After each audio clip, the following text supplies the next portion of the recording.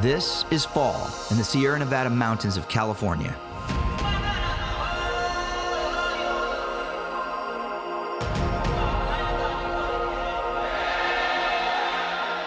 A brief color show where trees paint the high peaks and canyons with red and gold, and where people come to explore before winter shuts its doors.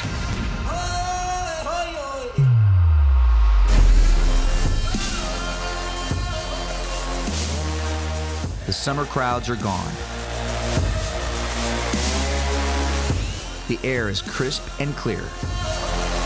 And if you know where to look, you might just grab a moment in time that captures the magic.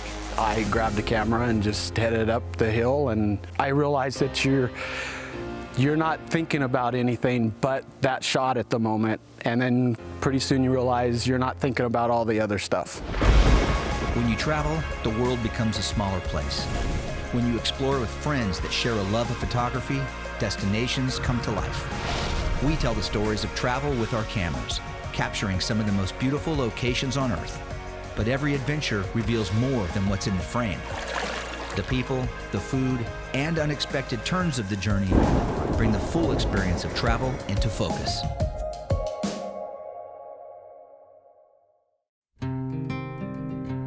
Production funding for Outside Beyond the Lens provided by the Fresno Clovis Convention and Visitors Bureau. Nature, diversity, found in the heart of California's San Joaquin Valley. Fresno County, an outside year-round playground. By Gar Titillion, crop care advice, products, and services. Farms feed families, public television feeds minds. By BK Lighting and Tekka Illumination, helping brighten the world with custom landscape and architectural lighting solutions. By Integrated Agribusiness Professionals, members building healthy families and communities to feed your heart and soul. And by Valley Air Conditioning and Repair, family-owned for 50 years, proud to support Outside Beyond the Lens and the wonders of travel. And by viewers like you.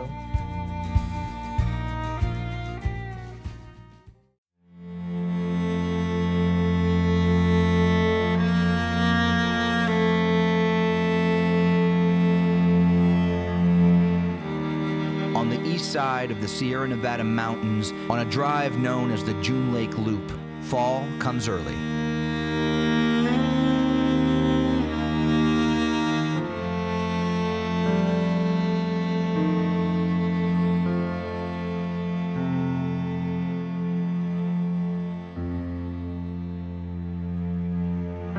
The higher elevations and cold overnight temps send cues to the aspen and alder groves that winter is coming.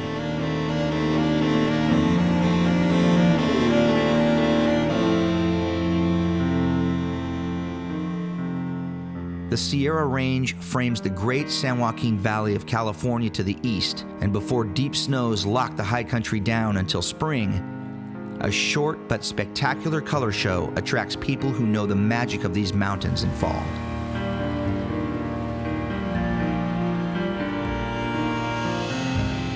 The east side of the Sierra Nevada Range is sparsely populated with small towns along Highway 395.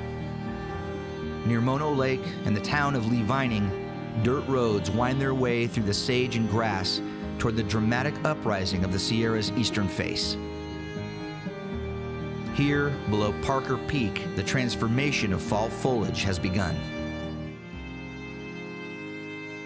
Aspen groves on the eastern-facing slopes go from green to gold in mid-October, painting the hillsides with brilliant color in the late afternoon light.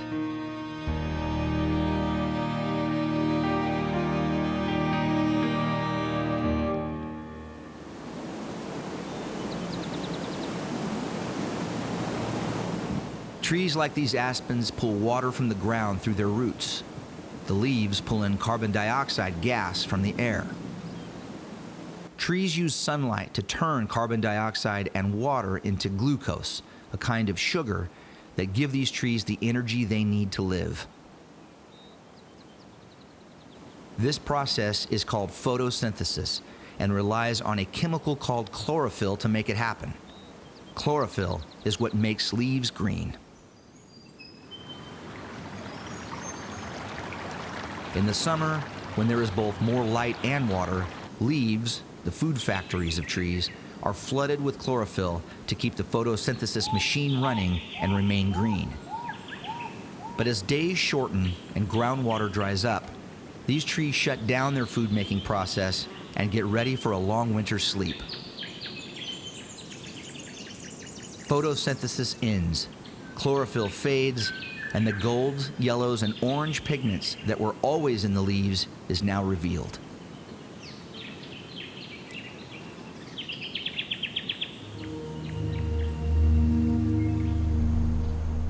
In just a few weeks or less, entire groves of trees will go from green to their fall colors to completely bare. So timing a trip just right to see this show is everything.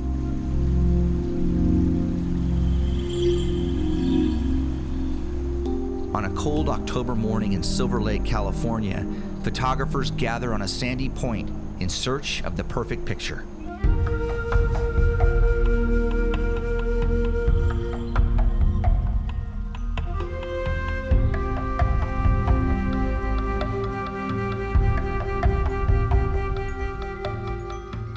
Here, along the June Lake Loop Drive, the shores are lined with large aspens that are now in their peak fall color. Once the rising sun clears the hills to the east, rays of light will bring the bright gold in the leaves to life, reflecting off the still waters of the lake framed by majestic peaks. It's the perfect place for photographers to wait for the right light and moment to capture. So coming here to actually the June Lake Loop, and especially Silver Lake, what's behind me is the colors just, especially for sunrise, the glow just comes into the mountains and it hits the peaks perfectly. Then, and especially in the mornings, the reflection is just, phenomenal. And all the photographers come out here, they want to get to capture the same moment, and they just want to bring back home what they captured.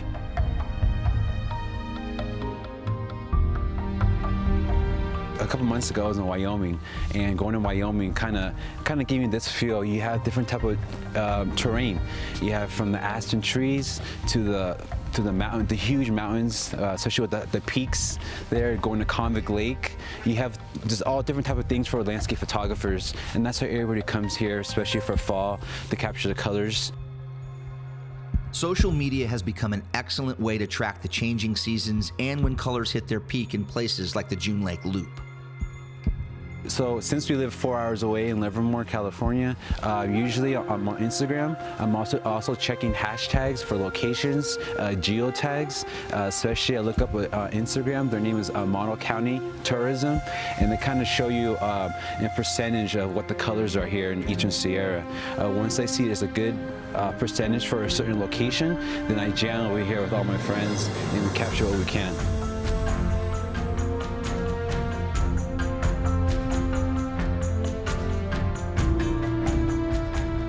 The June Lake Loop and surrounding mountains of Mono County has become one of California's fall color hotspots.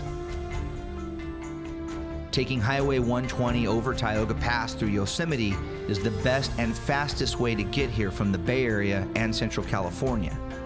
But this route is closed if there is any snow in the forecast or on the ground. From Southern California, taking 395 up from the south is the best bet all year round.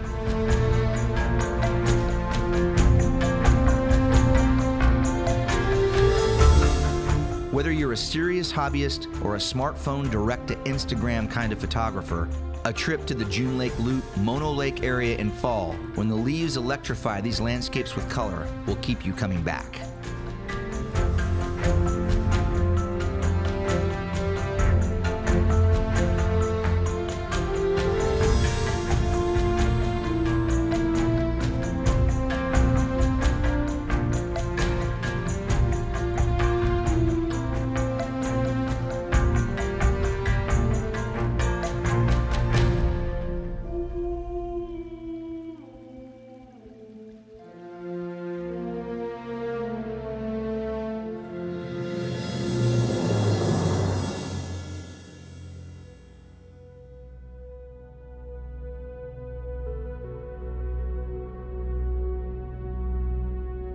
The western slope of the Sierra rise much more gradually than the east side. The fertile fields of the San Joaquin Valley's rich agricultural lands give way to rolling foothills dotted with oak and cottonwood trees.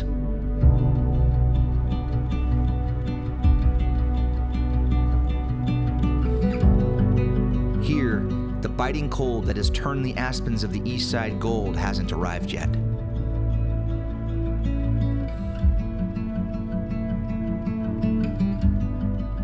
These lower elevation white and blue oaks are still in their summer foliage and have survived another California wildfire season.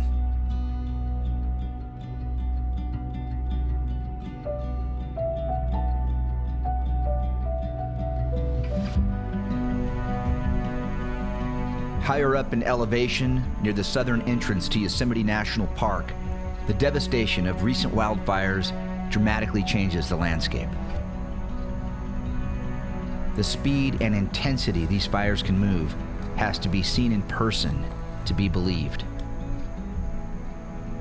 Thousands of acres can burn in a single day, scorching everything right down to the ground.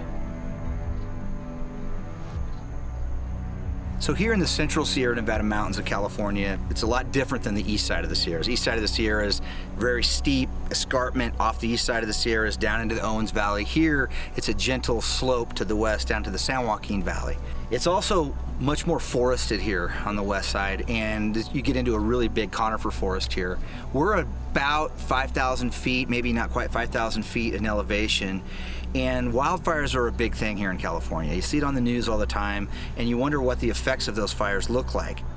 As you can see, the fires burn so fast, so incredibly hot, and spread so quickly here when the right conditions exist with wind and low humidity, that they can literally burn thousands of acres an hour. It can really do that much damage. Part of the problem with why that happens is what's been sort of a lack of forest management, in my opinion, about letting forests just grow. When you let forests just do their thing naturally, that's okay, as long as you don't have population centers around those places.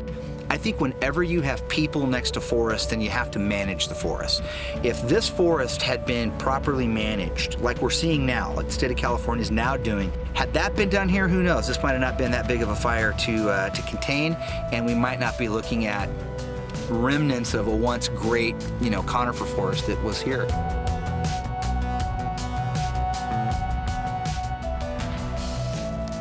Yeah, there's something, it's pretty in a different way, but it's still pretty. You had to kind of think, when you're standing in the middle of a burn like this, to think of how hot and how violent it had to be when it happened. And these trees were torched, and they went quick.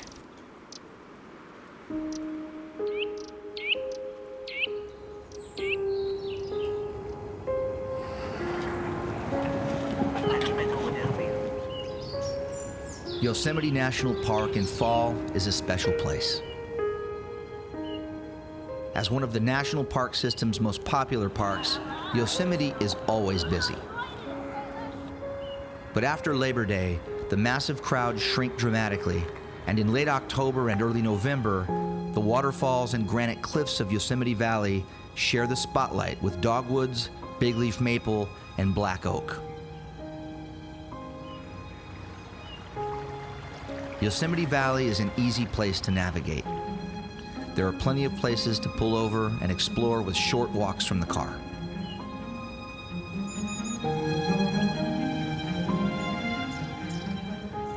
With the crowds and traffic that bring an audible buzz to the valley in summer now gone, the visual beauty of Yosemite is complemented with the sounds of the Merced River gently flowing and the fall winds passing through a crown of giant black oaks at El Capitan Meadow.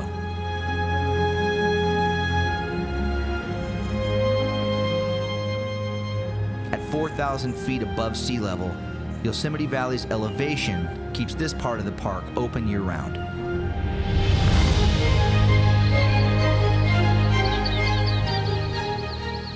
Soon, winter storms from the Pacific will slam into California, blanketing the High Sierra with deep snow.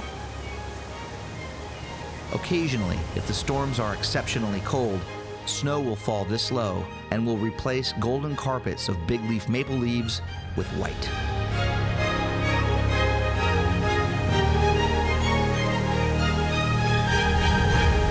But in early November, 70-degree days, cloudless skies, and sunshine are not uncommon on the western slopes of the Sierra.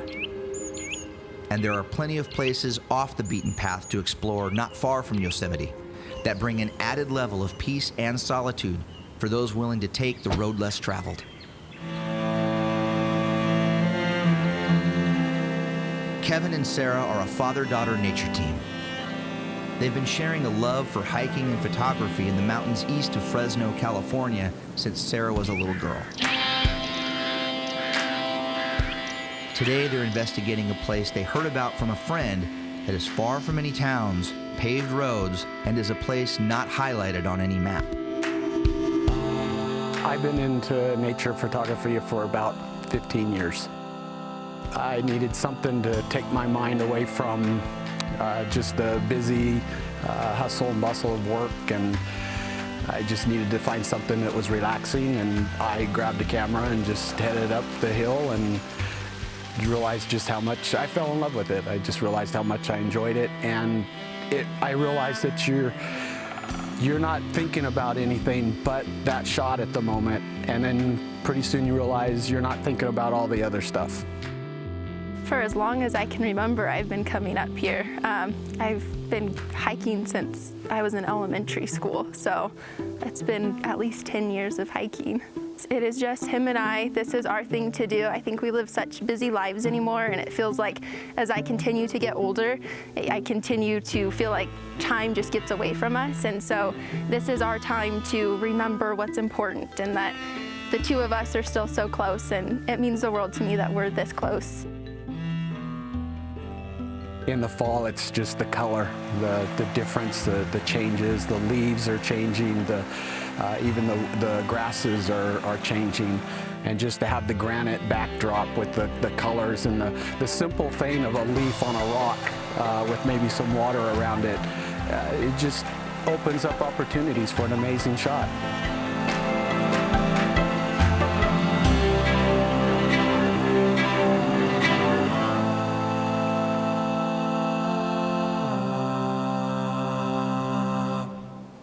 I had heard about this spot and talking to different people, and I've always gone up to Yosemite and the Eastern Sierras to capture color in this time of year. And so I just thought this was a perfect opportunity. Sarah and I had a small time window of time today to go check out this spot, and man, I am just so thankful I did.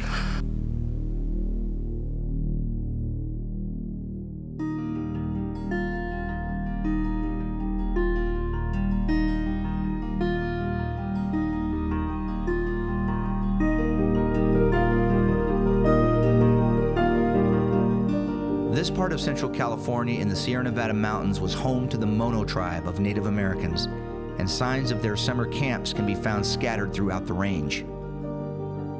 Here, on a granite overlook, a large grinding rock comes into view. This is where Mono women would sit and grind acorns into meal before cooking. Water from the nearby creek would be used to leach the bitter tannins out of the acorn meal before it was prepared to eat.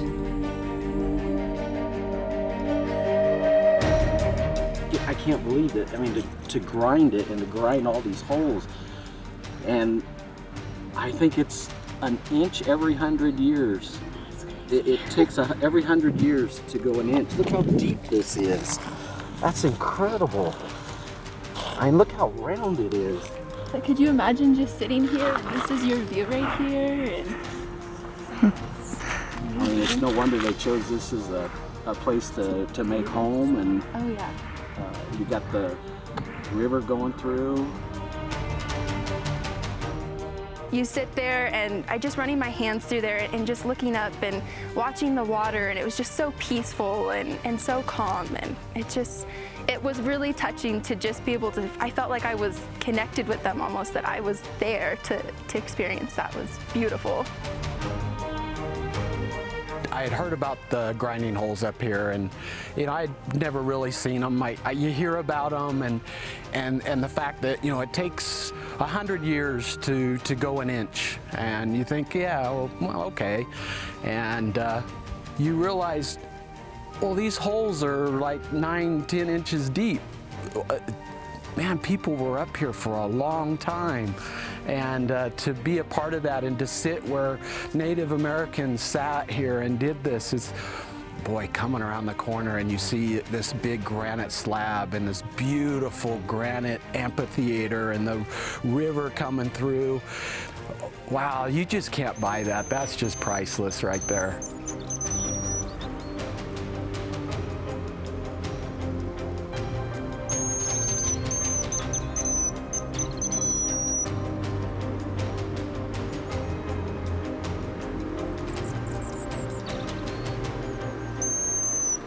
I think for me personally, to come up here and be alone in the woods is spiritual.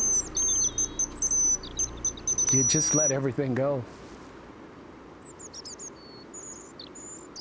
I've been going over to the east side of the Sierras for about 5 years. I was exposed to that area through a workshop, and it just opens up the doors. There is just so much up there. It's completely different from Yosemite per se. Just the rock and the mountains and the foliage, the aspens, absolutely beautiful. The colors are just on fire on that side. October is probably, late September, early October is about when the leaves start popping. It gets crowded there, so you have to find your niche and get up there early and grab a spot.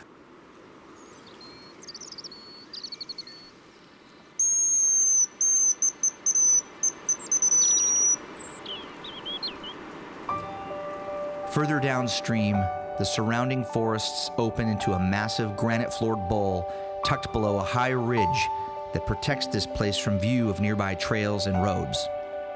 Sarah and Kevin literally have all of this to themselves for the afternoon. This place is absolutely breathtaking. It's amazing. It just shows you that you don't have to go to these national parks and look at all the tourist spots that everybody goes to. You can, go off the trail and then... Look what you find. I doubt that many people have been up here to see this.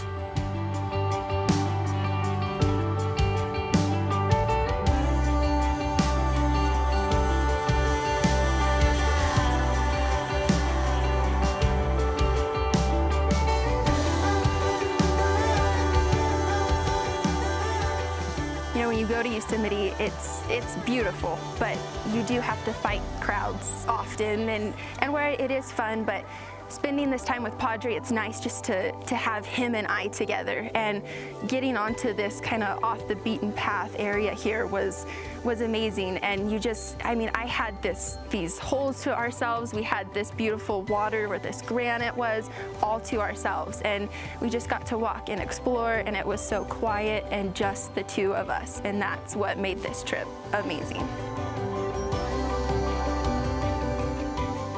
It's emotional for me. To spend time with Sarah, it's priceless. Her age, I guess her age, you don't spend much time with your folks, and for her to enjoy doing that with me is pretty cool.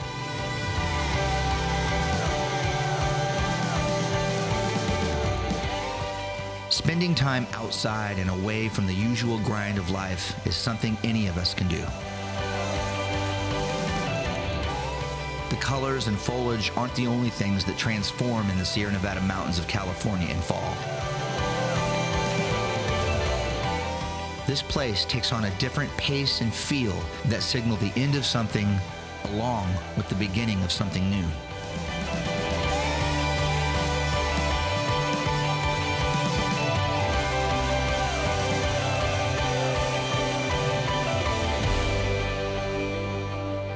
Taking the time to capture these moments in places like this build the memories we take with us for a lifetime.